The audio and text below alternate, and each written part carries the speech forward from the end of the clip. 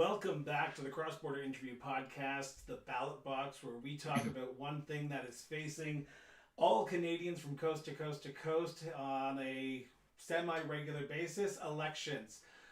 The speculation that we are going to be heading to a federal election anytime soon, but the people of Nova Scotia are currently in an election and they are heading to the ballot boxes on Tuesday, August 17th.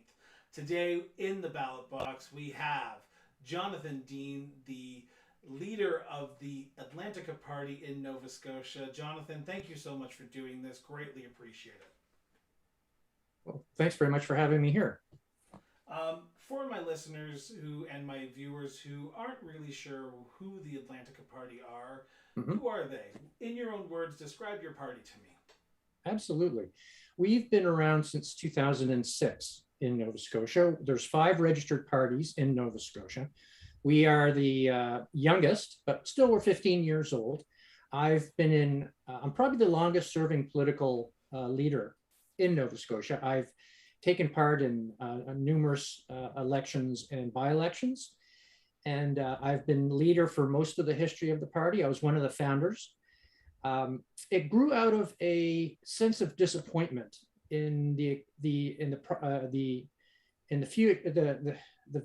that Nova Scotia wasn't living up to its potential. I grew up here in Halifax, and I went away. I went away a little bit for schooling. I then worked away in Toronto for about 10 years, and I came back and I thought, it's exactly the same as it was when I left.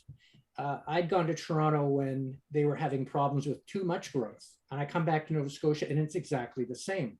So myself and a couple of fellow founders, we all sat down and put our heads together and say, look, what is going on? What is it that's holding this province back? Now, obviously there's structural issues in relation to our relationships with Canada, but there's also a lot of basically our political system produces chronically bad decisions. There's no vision.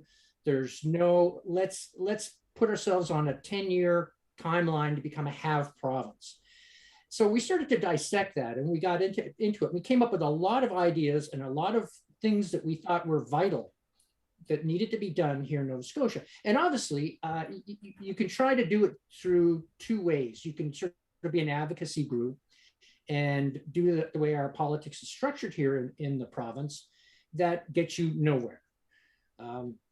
The other one is to form a political party and contest elections, and that's the route that we took. It's a much higher risk approach, but it's a heck of a lot more fun. And we basically are a group of grassroots people. We're not affiliated with any organization. All donations are small donations from people. All of us are, we have full-time jobs, we have families, and what we work on party issues when we have time in the evenings and the weekends. So we're very much, we don't have a parent federal party to make sure to give us advice and advisors and resources.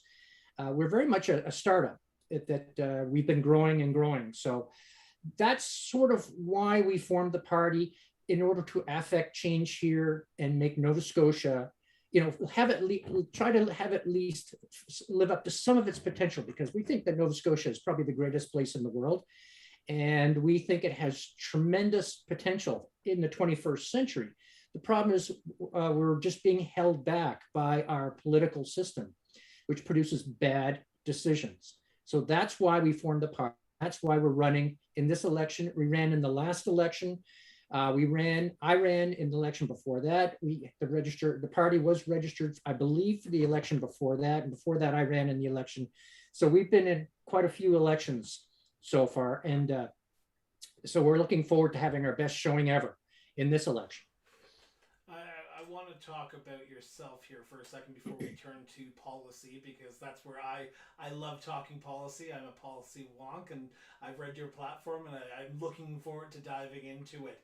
But where did your sense of duty to serve come from? Because you talk about starting a party, but you had to come up with a duty to serve that party, to serve the people of Nova Scotia, hence why you put forward your name each election to potentially be the next MLA for the riding you're running to represent. That's a great question. My background is basically engineering, hard science. If nothing else, I'm a problem solver. So when I see a problem and I can at least come up with a solution or a partial solution, I want to put that into place. And that we didn't form the party to become politicians. We formed the party to solve problems. We already have enough generic, boring, old-fashioned parties. That's not who we want to be. We don't want to be a boring status quo party. That's of no interest to us. We want to come in and affect a change, in some case, radical change. In terms of our political agenda, we have quite a few ideas, as well as our economic agenda. These are all ideas that we see as solutions to problems. And the way to put these solutions into place, we have to play the game of being a political party and getting elected. So how do you play the game? Because when I talk to people in Nova Scotia, whether it be family members or people like candidates like yourself, I hear about a voter apathy in this election. People are not engaged in this election because it's happening in the middle of the summer. Not a lot of people are tuned into politics during the summer because they're probably more worried about their kids doing things. How do you engage people? How do you affect change when people have tuned out, potentially, and I could be wrong and you could be hearing different things at the door than the other people that I'm talking to, but how do you affect change when people have tuned out? That's for us is the big issue or issue to overcome. We have the policies, we have the drive, we've got the people, we've got a few resources, not a lot, but we've got a few. We've probably got enough to get by. We have basically two major problems holding back, and one of them is what you just said: voter apathy. I'm suspicious of whether or not we're going to get one out of two people showing up to vote. This was I think this provincial election, it was called on a sleepy, hot Saturday afternoon about 3 weeks ago, right smack dab in the middle of the summer, just when the lockdowns were ending, after a COVID lockdown for a year and a half. So then they decide, I suspect that has something to, because our government's a Liberal government, so I expect it has something to do with the timing of the federal election. They said that either we're going to have a federal election soon, then you have to have your election afterwards. You can have it right now, do a snap election. And that's what we have. We have, and I'm very worried that less than 1 or 2 people are going to show up for this election. And you know what? I don't blame them one bit. We went through the last election 4 years ago, and this election is almost a carbon copy of it. You have the old-fashioned boring parties trotting out the same old-fashioned boring policies, trying to get people to get out and vote. People aren't represented by their MLA. So what's the incentive of voting? I mean, you're on the Liberal team and the Liberal people win. I guess that's kind of exciting, I guess, to some people, but you know that nothing's going to change. Nothing has changed from 4 years ago. Nothing changed from 8 years ago. And nothing's going to change. So why? The new premier, right? Because Stephen McNeil was the original 4 years ago. Stephen McNeil won. Now it's Ian Rankin if he wins. Yeah, and so what? What's going to change? I mean, are they going to bring in MLA recall? No. Are they going to bring in binding referendum? No. Are they going to free the legislature? No. Are they even going to report the votes that go on inside the legislature? No. Are they going to stop coercive voting in the legislature? No. Are they going to do anything other than spend money and run deficits? No. I mean, why should I trot out in the middle of the summer? I'm myself personally always vote. I always vote. But why should the average person trot out in the middle of the summer to vote for this stuff? Why should they? There's nothing in it for them. They're not wanted. And I kind of have this, maybe it's a cynical kind of thought, but I'm thinking that maybe the old-fashioned status quo parties kind of like it like this. The people that really don't like them are not voting at all, are not involved at all.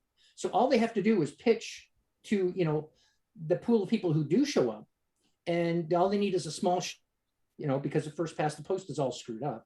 So all they need is a small little shift in a few ridings to go from minority to majority.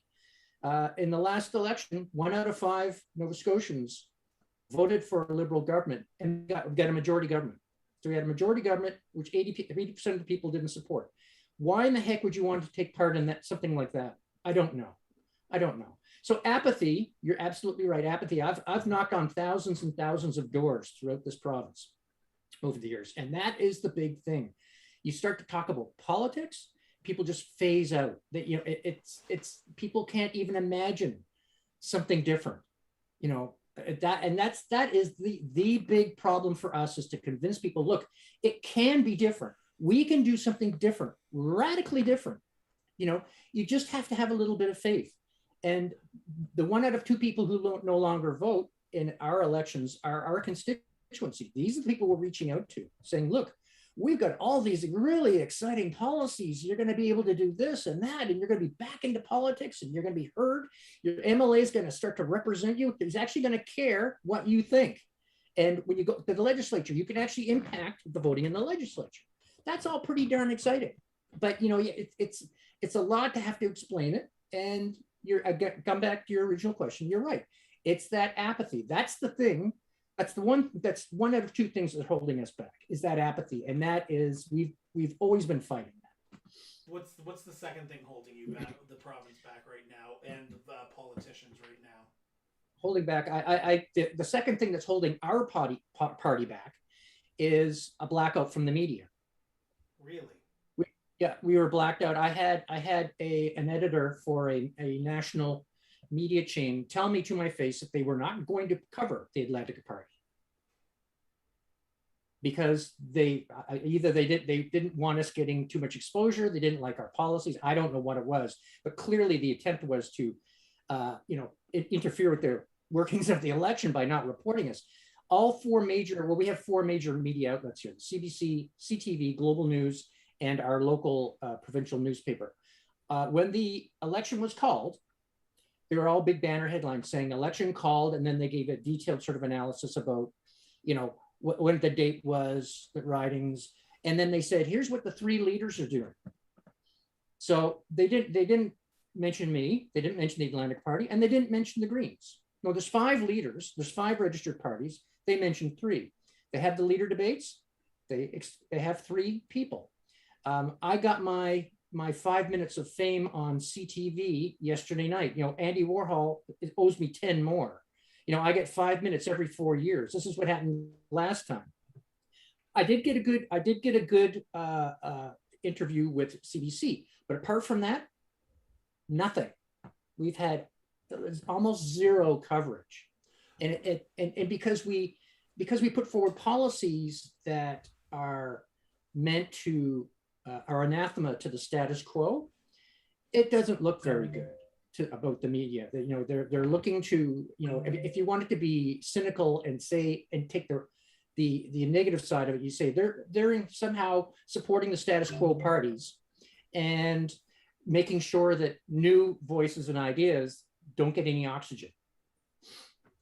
Which is sad, because it's doing a disservice to the people of Nova Scotia, but even across Canada, when elections happen, they tend to focus on the top 3 parties, the NDP, the Liberals, and the Conservatives, and you don't get the options, right? And that's why I'm so happy that you're willing to come on the show, because I'm hoping that people have that option and are able to hear this conversation that you and I are having and think, okay, maybe let's put our faith in the Atlantica Party, because you know what? I'm sick and tired of the same old politician telling me the same old thing at the door. Yep. I want to try something new. And I want to start with some policy now, because there's 2 that I love I love when people talk about this, because I want to dive into it. Recall elections. It happens down in the States. They're mandated out in BC. Alberta's trying to pass them right now as well.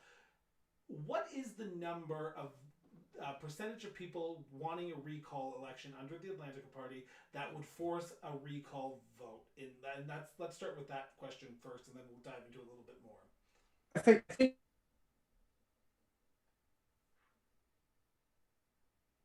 Oh, and we are having some difficulties. So we would take the BC model, and, you know, maybe tweak it. Now, I believe that you have to get 40% of signatures in a riding within 60 days.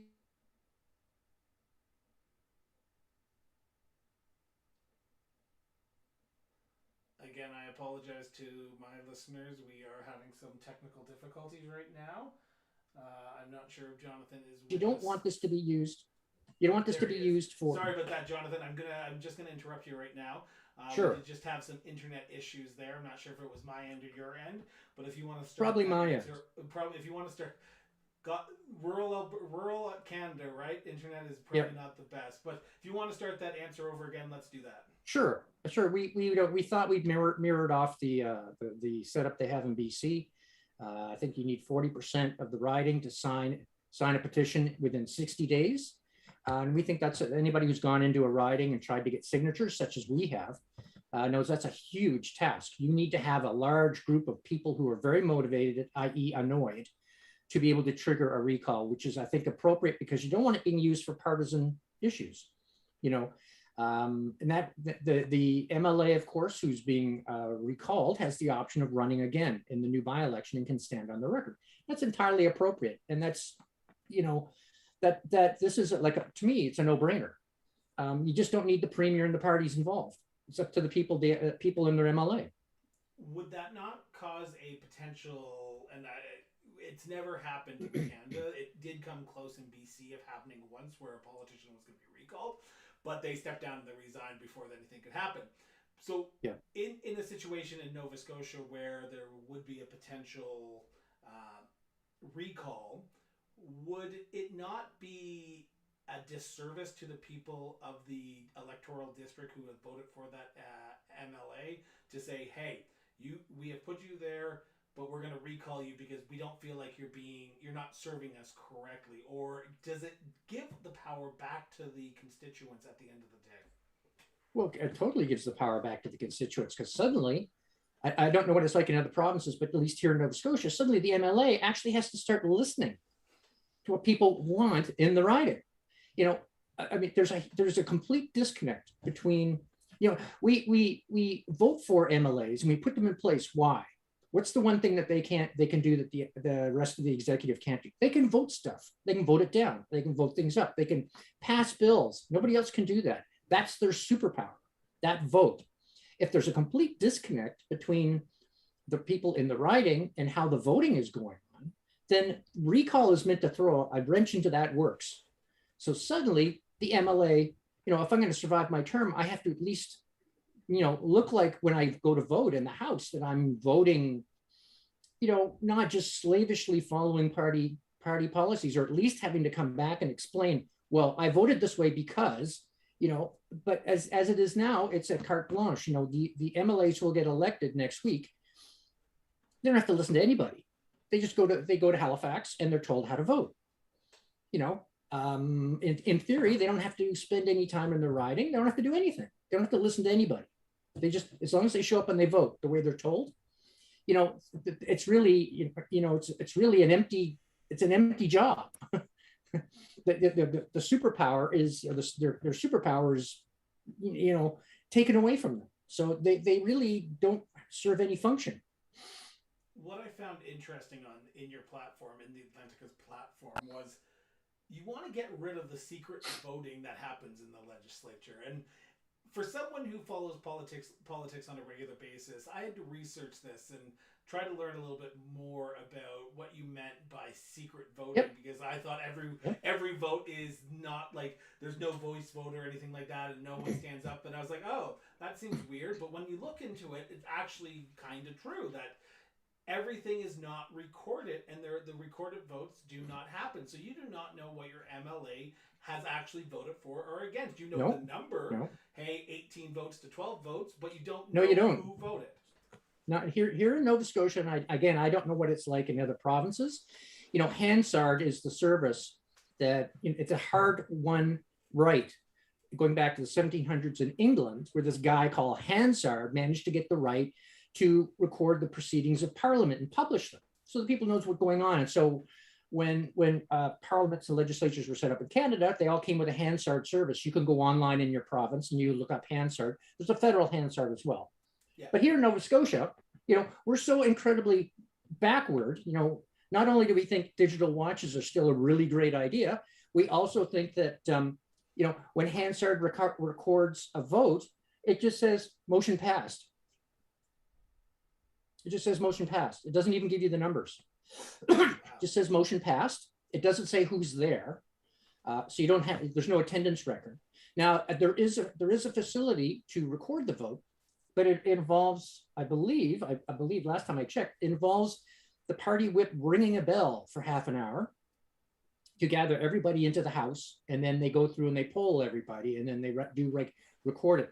I think we did an analysis out of 850, 60 bills that were passed, 12 of them are recorded. You know, so this is democracy in action here in Nova Scotia, and it's outrageous. This is completely outrageous. And we've asked a couple of premiers, we've raised the issue, and they just brushed off saying, oh, no, we don't need to do that. So you kind of wonder, what are they trying to hide? You know, what's going on in the house? You're not allowed to film anything in the house. You're not allowed to take pictures. And you certainly, unless you're there when the votes happen, you know, when they raise their hands, you'd never know what's going on. Wow. And when you think about it, you know, who wants to be a millionaire? They have those little electronic keypads. I know how everybody votes in Who Wants to Be a Millionaire. I have no clue what's going on in the Nova Scotia legislature. And this isn't like a $1 million fix. This is like a $5,000 electronic system that records the vote and puts it out on the internet. Excuse me. And this has been going, we've raised this issue 10 years ago, and still nothing's happened. I am flabbergasted that in 2021, we still have a government and we still have politicians who do not want to be transparent. And it seems like everyone runs on transparency and being more open with the voter. But when it comes to voting in the legislature after elections are done, we do not want to do that anymore. So I shake my head at that whole situation. That absolutely. We're with you on that. So not only is the voting coerced, you know, with party discipline, it's also secret. And then you can have politicians go back to their constituents and say, well, I didn't vote for it. Well, how do I know if you did or didn't? Because where's your voting record? Where's your voting record? Show me your voting record. Why should I don't know what you've done. How can I vote for you again if I don't know what you've done? But of course, there's one person in Nova Scotia who could change that. You think this is like such a minor thing, but you know, the status quo does not want it, so it doesn't have it. The premier and the premier's office doesn't want it, so therefore it doesn't happen. It doesn't matter how outrageous or egregious it is. If the premier doesn't want it, the premier gets what they want. And that's the kind of that's a perfect example of why the political system here in Nova Scotia needs a revolution to change it. And I do want to plug Nova Scotia here. Nova Scotia is one of the older provinces. And when I talk about political revolution, people go, oh, hey, wait a minute, political revolution. Well, Nova Scotia is known for its political revolutions. We had the first, representative house in Canada, 1759. We went from having a governor to a legislature. That was a political revolution. 1848, Joseph Howe led the change to responsible government. We were the first ones to have responsible government in Canada. 1923, I believe, we got rid of our Senate. We actually had a provincial Senate, which we got rid of. Another political revolution. It's time now for another political revolution. You know, let's overthrow the current system and bring the voter back in and put the voter front and center. Do you not, to play devil's advocate on that statement though, people don't like change in 2021. You talk to any Canadian, any person across this country, change is bad. Change is not what we want. And it seems to be, let's stick with the good, what we know and what we're used to. What do you tell people when you're door knocking to say, you know what, we need to change. We need to change, and this is how we're going to do it. How do you win people over in such a, and yet again, going back to the apathy question, how do you change people's minds to say, we need the change? What is happening right now is not being good for Nova Scotia and its people. Well, that's our whole challenge. This is why we're running elections. We put things out there saying, look, this is not working, but here's a solution. This is not working. Here's a solution. This is not working. Here's a solution. You know, what do you think? I almost universally, when I talk to people, I talk to people all the time and I say, this is a problem, this is a problem. They go, oh yeah, you're right. We should change that. But again, it's the apathy. It's the system itself is fighting back. The status quo does not want that change. And it seems to me, again, being cynical, that the media here in Nova Scotia does not want that change either. We're fine. If people don't want to vote for the Atlantica Party, that's fine. But let's have a debate about recall. Let's have a provincial debate about recall. Let's have a provincial debate about binding referendums. Let's have a provincial discussion on free voting in the House. Let's talk about it. Let's make it an issue. But we can't even. Go ahead. Sorry. For those who are tuning in, and for my listeners, we do have a bit of a following right now who's watching this live.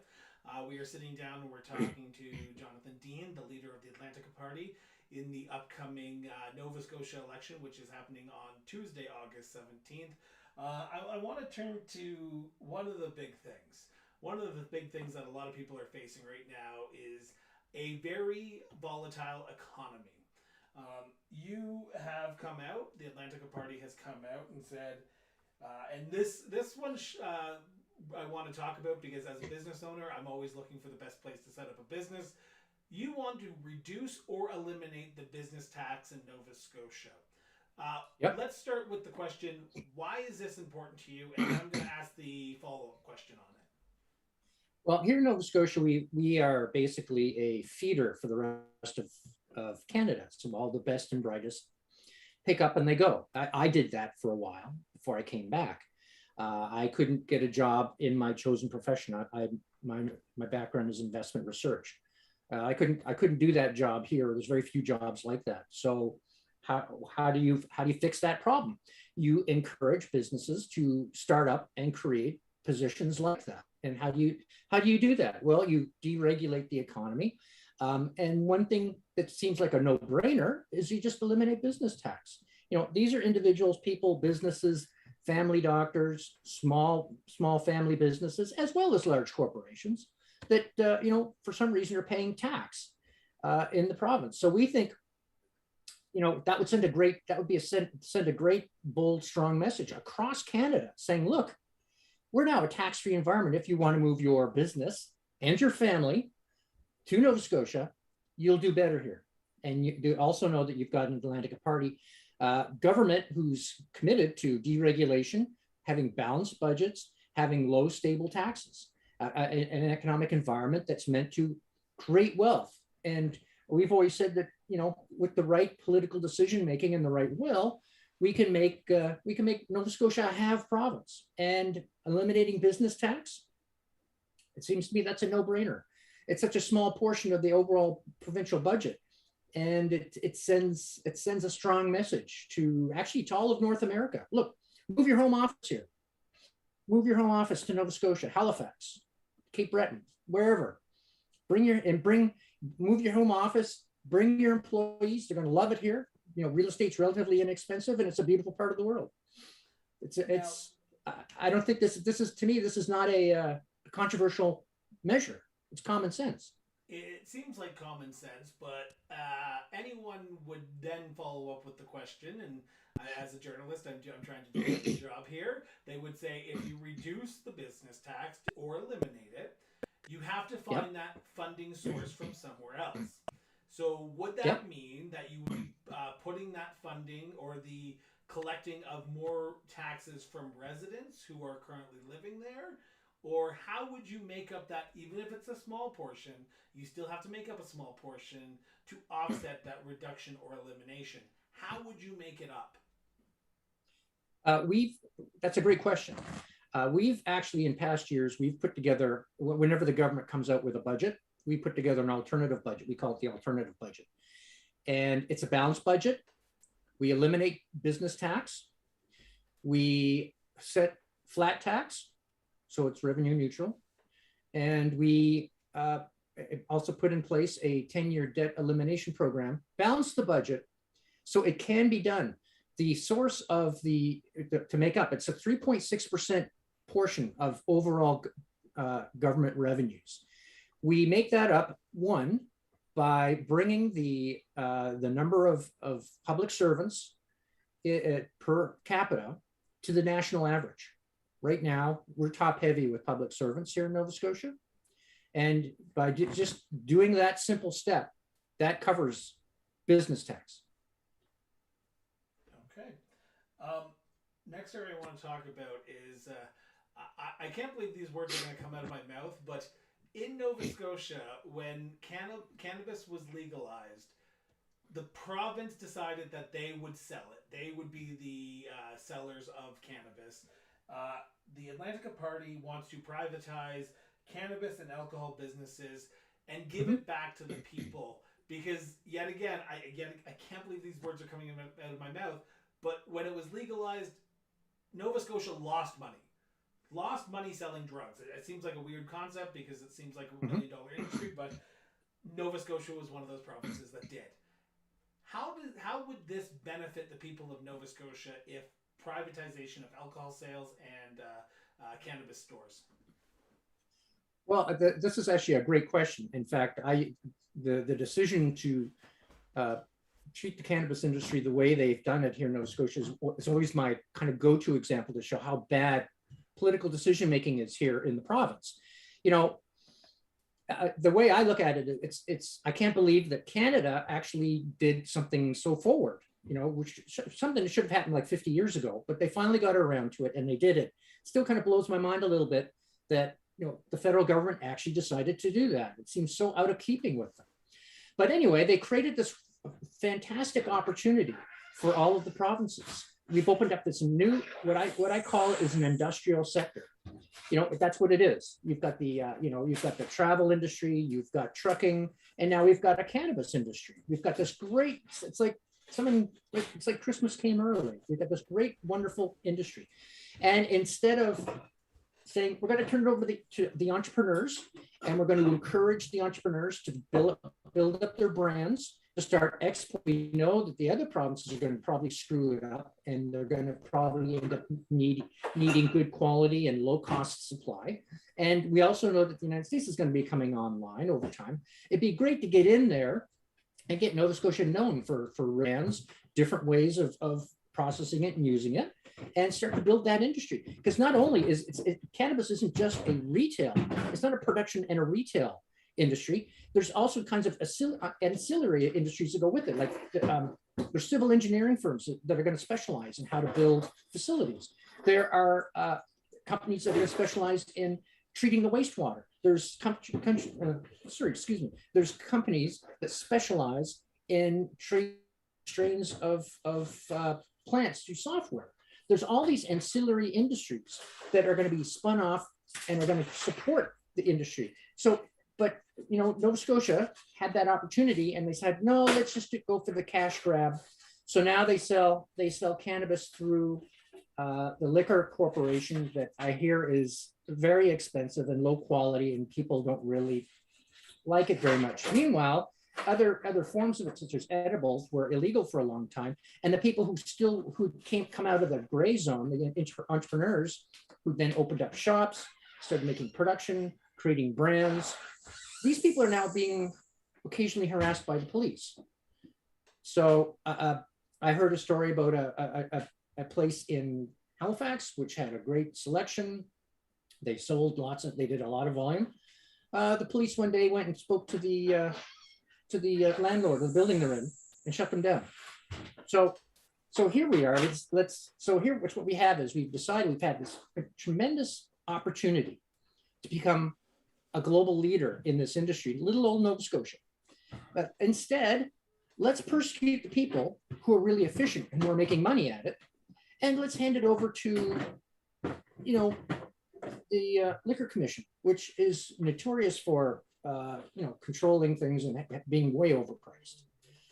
Again, this is the standard of political decision making here in this province, and I can't help laugh when I think about it, because it's like the secret voting. It's just, you have to sit back and you have to take a deep breath and go, oh wow, okay, weird. It's like bizarro Jerry Seinfeld. It's just all backwards, So it's bizarro Nova Scotia. I'm just cautious of time here, and I just want to make sure that we can wrap up here in a timely fashion. Sure. I don't want to run up over too long in our 45-minute discussion, but I want to ask you this one question, and this is the question that usually stumps a lot of people. What is the biggest misconception about the Atlantica Party that you want to address right now, that you say, we aren't what you think we are. We are actually a common sense party. What is the biggest misconception that you need to address right now about your party? I think you just said it. We are a common sense party. Yes. We've got a lot of reforms that people need to look at. If you give us your support, we won't take that lightly. And we'd like to see a large turnout and support for our ideas, because then if we get that turnout and that support, then that'll set us up for the next election. We're under no illusions that this is a multi-election project to try to do what we're trying to do. It's like building the space shuttle. It's going to take years to do this, but I know we will get there one day. But people have to go to the platform and go, okay, look, there's some good stuff here. These are really good ideas. I think this would be really good for Nova Scotia. It's in the public interest. It's not in our personal interest necessarily, because here I am on a summer evening, when I could be sitting on my deck. But no, I think it's in the public interest. We should at least try to offer Nova Scotians a real option. Now, if they decide not to take it, that's fine. I understand it. Sometimes change can be scary, but think of the possibilities. Even if we are able to accomplish some of this platform, how much further ahead would this province be? The people who've moved away would then be tempted to come on back. The children and the grandchildren would want to come back, and you'd be able to live in more vital, built-up communities. We'd be able to have better health care, better transportation, all the issues that all provinces struggle with. If we're able to create that opportunity and that wealth, and also to bring the voter back in and to make the political system work for everybody, think what a vital, wonderful place Nova Scotia would be. It would be an example that everybody would look at. And that's what we're offering. And that's why people have to, if you're discouraged about politics, go look at our platform. If you don't like the selection you have, go look at our platform. 1 in 3 Nova Scotians is going to have the opportunity to vote for an Atlantica candidate. And I'm very excited about that. But go to atlanticaparty.ca/platform. Look at our platform. I guarantee you'll find one thing in there that you like, that the other parties are not going to be talking about. In fact, they do not want to talk about any of the things on that list. Things like recall. So I guarantee you'll get something there that you've not seen before and you've not heard before. And that to me is exciting. So we're trying to make the election exciting again. Hey, which is always good. I love when people get out and vote. For my listeners and to my viewers, the links to the Atlantica Party's website, social media pages are in the show notes, so please check them out. I was going to not ask this question because of timing, but I want to get it in because it is the topic of discussion in Nova Scotia right now. Premier Ian Rankin earlier this week came out and said, hey, we are going to introduce a Scotia Pass for businesses within the province of Nova Scotia. What is the policy and platform and opinion of a vaccine passport for businesses within Nova Scotia, according to the Atlantica Party? Well, he didn't come up and say that. I don't think he said if we're elected, we may consider thinking about it in some sort of voluntary sense, which I don't know if that actually, I'm not sure what that means. We are the only party who's come out against it. We don't support it. We think it's discriminatory. People shouldn't be, basically what you're telling people is that you have to have the vaccine. It should be mandatory. And we're saying, no, you can't force people to do that. People have their own reasons for getting the vaccine. People have their own reasons for not having the vaccine. It's their personal choice. When you start putting together a passport that businesses and people are starting to examine when you walk in through the door, you can imagine where that goes. There was a freedom rally back in May that got canceled here in Nova Scotia because the police broke it up. Just prior to the rally, they had to cancel the rally, that there's death threats because they dared to oppose the COVID response of the Liberal government here. And I mean, you're inviting that again. If I'm walking around without my Scotia Pass, Am I going to be the target of, am I going to be tracked? Am I going to be the target of hate? And there's also a good reason to think that it actually violates the Human Rights Act here in Nova Scotia. You can't discriminate against people due to concerns about, health-related issues. You just can't do that. I mean, it's a non-starter as far as I'm concerned, but so it's a very odd thing to propose. But we're the only party who's come out against it. Well, and thank you for answering that question, because, like I said, it was the topic of discussion in the media reports in the last few days, and I just wanted to get your opinion on it because I was trying to find it on your platform, but it wasn't, because, yet again, it was just announced this week. I want to take this time and thank you. I know you were in the midst of a campaign right now, and taking your time and sitting down and talking to me has been greatly appreciated, because to get more people involved in politics, we need to have discussions like this where we talk about party politics, and we talk to all parties, not just the parties that the mainstream media wants to talk about, but all parties. So, Jonathan, thank you so much for doing this. It's been greatly appreciated. For my viewers and to my listeners, please, please, please, please, please, if you are in the province of Nova Scotia, get out and vote on Tuesday. I believe advanced voting is still happening, correct? Yeah. Yes. Yeah. Please get out and vote. Get out and vote. Get out and vote, and it is the future of your province that we're talking about. So get out and vote. Jonathan, thank you so much for doing this. This has been a pleasure. For my listeners, check out the website, because you won't be sorely missed. You will find something that you will support.